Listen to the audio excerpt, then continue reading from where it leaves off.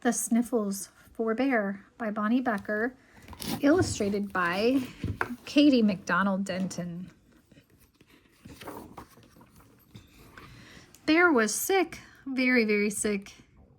His eyes were red, his snout was red, his throat was sore and gruffly. In fact, Bear was quite sure no one had ever been as sick as he.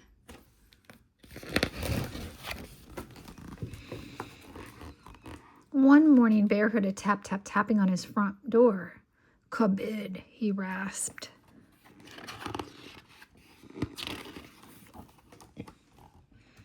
Mouse, small and gray and bright-eyed, bustled into Bear's living room. Bear huddled in his chair, big and brown and sniffly snouted. He had a terrible cold. "I am come," declared Mouse. "Soon you will be as good as new." Bear frowned. Mouse was much too cheerful. "I'm quite ill," Bear reminded him. "Indeed," said Mouse. "I have just the thing." Mouse rifled through his bag and settled next to Bear with a yellow book in his paw. It was spring. Mouse read. The sky was blue. The sun was happy. All the birds were singing. "Stop," growled Bear. "I feel you do not appreciate the gravity of my situation." Mouse looked sad, but his tail didn't. "In fact, I may not be long for this world," Bear huffed. "Oh my," said Mouse. "Yes," Bear murmured, coughing pitifully. "I grow weaker by the moment." "Ah, I have just the thing," Mouse announced. "I shall soothe you with a song." "Oh, she'll be coming around the mountain when she comes. She'll be coming around the mountain when she comes. She'll be coming." "Disgraceful!" barked Bear. "Don't you like singing?" asked Mouse. "When someone is dreadfully ill, you sing mournful songs. Everyone knows that," growled Bear. He blew his nose with a honk. "I have just the thing," Mouse said. He ruffled through his bag. Plunk, plink, plunkety twang, twang, plunk. Mouse strummed heartily on a tiny banjo. "That isn't mournful at all," cried Bear. "It gets sadder," Mouse promised. Twing, twang, plunk. "This is impossible, intolerable." Bear started to roar, but he was too weak. "Look," Bear wheezed. "Look at how my paw is trembling. You must help me back to my bed." And indeed, Mouse was most helpful.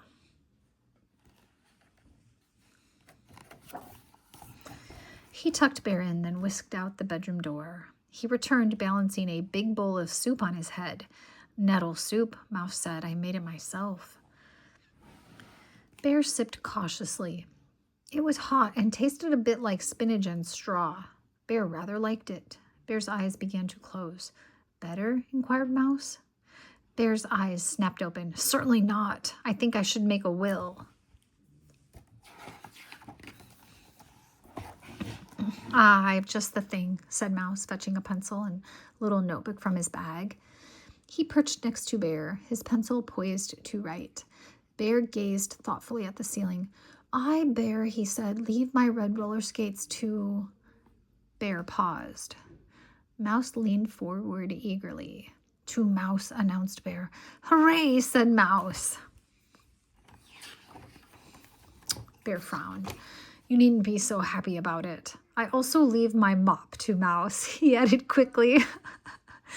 Mouse didn't look as interested in that. "And my wash bucket," added Bear. At last, Mouse seemed to understand the gravity of the situation. "Anything else?" asked Mouse. "I am too weak to go on," said Bear. "Perhaps I could just add your tea kettle," said Mouse helpfully. "Have you no decency?" bellowed Bear, sitting bolt upright in bed. "Your strength has returned," Mouse exclaimed. "No, it hasn't," said Bear, falling back. "That was just the last flicker before the dark." "I see." Mouse folded his paws and looked very sad, even his tail. Bear's voice dropped to a whisper. "Farewell, Mouse."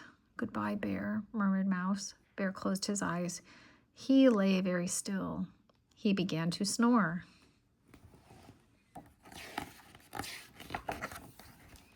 After a long while, Bear opened his eyes. He saw Mouse. I feel better, Bear said. Mouse nodded, but he didn't look so good. His eyes were watery, and he made sniffling sounds. Perhaps you better lie down, said Bear, getting out of bed. Mouse didn't argue. Do you want to make a will? Bear asked. Mouse shook his head. Bear carefully tucked him in. I'm sorry you're sick, said Bear. Thank you, Bear, Mouse sniffed. And after a moment he added, that was just the ting. Bear smiled.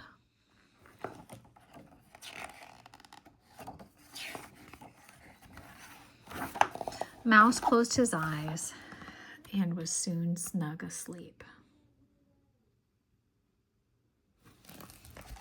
The end.